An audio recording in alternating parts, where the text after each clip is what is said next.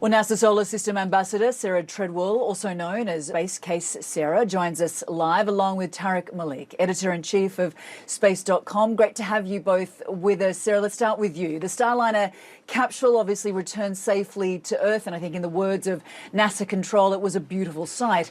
But do you think that the astronauts Bush Wilmore and Suni Williams perhaps wish they had been on board? I'm sure ultimately that they both wanted what was best for the interest of NASA and for Boeing and that spacecraft. So I can't get into their mind and know personally, and maybe they were a little bit disappointed that they didn't get to go back home sooner, but this is something that they train for. They know that there's a chance they might stay in space longer. So I'm sure ultimately they were relieved that it went well and that it went the way that was in the best interest of everybody. Tariq, what about you? I mean, NASA wasn't prepared to take the risk of risking anyone's lives. Tell us about perhaps the psychological and physical impact a prolonged stay on the International Space Station must be having for both those astronauts. Well, one of the things that we do know is that this was kind of like a bittersweet event for the astronauts. Actually, Suni Williams was talking with Mission Control on Earth as she was packing up the spacecraft a day before undocking. She said it did feel bittersweet, in her words, to be putting in little mass simulators where she was going to sit originally for Starliner to come back home. That being said, as Sarah just mentioned, they are professional astronauts. They know that this was a test flight, that it could be extended. There are some challenges. They will be exposed to more radiation in space for longer, because instead of a week, they're going to be up there for 8 months now. 8 months is a little longer than NASA's half-year mission averages for these, but it's not the longest. They've had astronauts up there for a year or two, and still they're going to be away from family for much longer, from friends and loved ones. Maybe they had things to do during that time. They have to change all of that. Again, when they sign up for these test flights, they know they're test flights and they're ready to train. And both are veteran space station astronauts. Suni commanded the space station before. They know how it works. They can help out. For sure.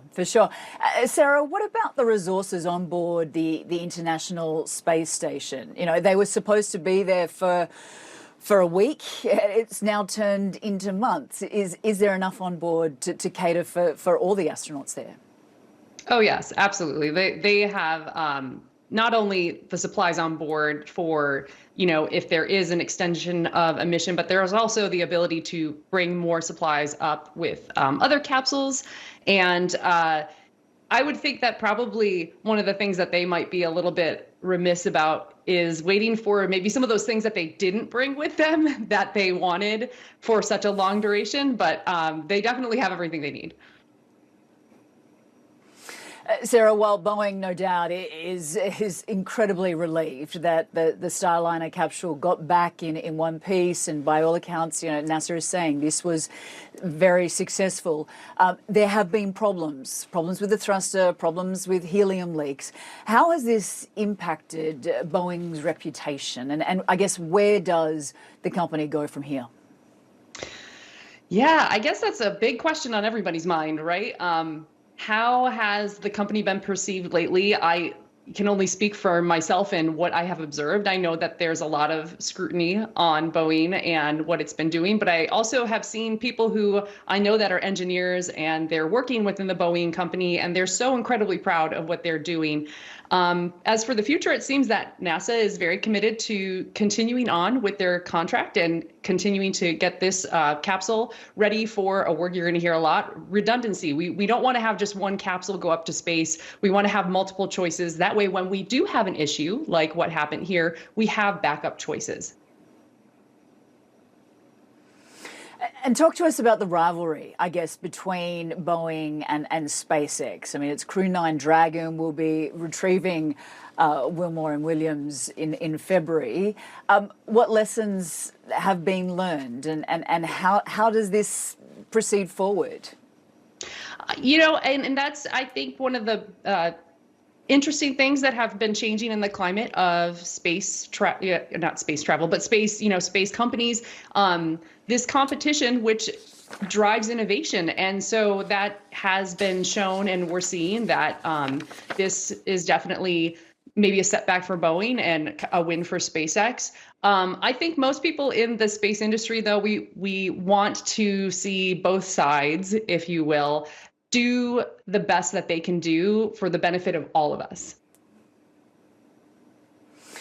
Tarek, we heard from NASA in that press conference a short time ago, and obviously they're going to put a very positive spin on what has happened. And sure, that the capsule has returned safely to Earth, but how does Boeing and NASA for that matter, how do they move forward with space exploration?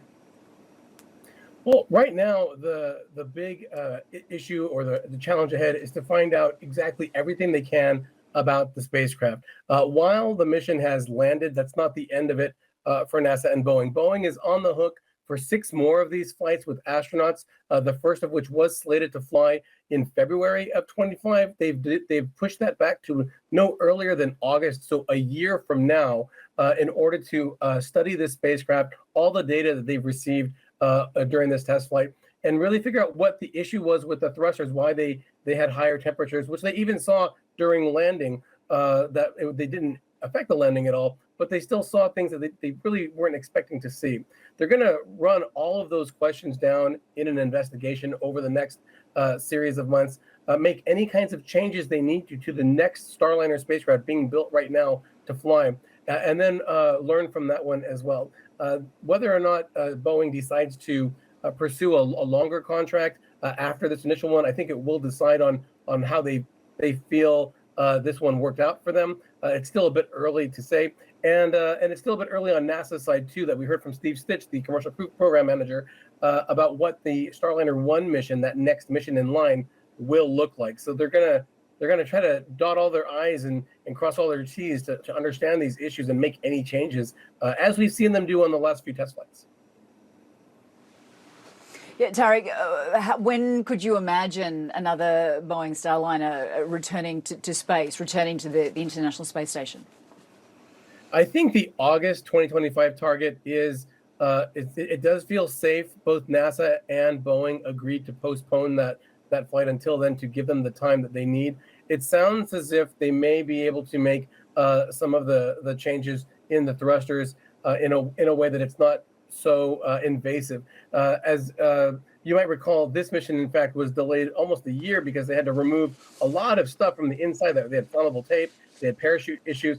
Those issues were fixed for this flight, and it did seem to go rather well pertaining to those fixes. They'll have to do something similar to see how extensive they're going to have to be. So I feel like that 1 year push out from now feels pretty safe, unless they find something else that is surprising to them. And right now, it's still too early to tell. Tarek Malik, Sarah Treadwell, we appreciate you both staying up to speak to us, and thanks so much for your insight and analysis. Thank you. Thank you.